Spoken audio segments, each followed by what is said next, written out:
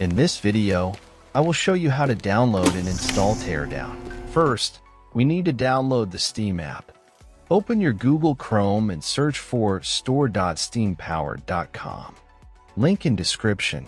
Click on the Install Steam button on this page. Once you've done that, at the top right corner of your screen, click on the .exe file and open it. Complete the installation, and once finished, open your Steam app. In search bar, type Teardown and drop down you will see the game. If not, check video in description. If you see the game in drop down, click on the game. Now click on Add to Cart button beside original game. In new pop-up, click on View My Cart.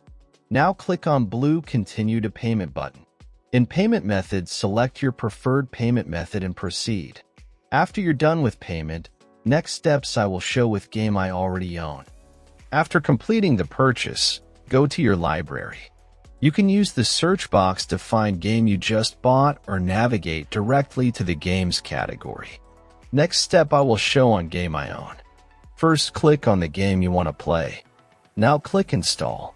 Complete installation process. When installation completed, click to play, and that's all. Thanks for watching, subscribe and help reach 1,000 subscribers mark so I can make more tutorials. Thanks for watching. I hope this video was helpful.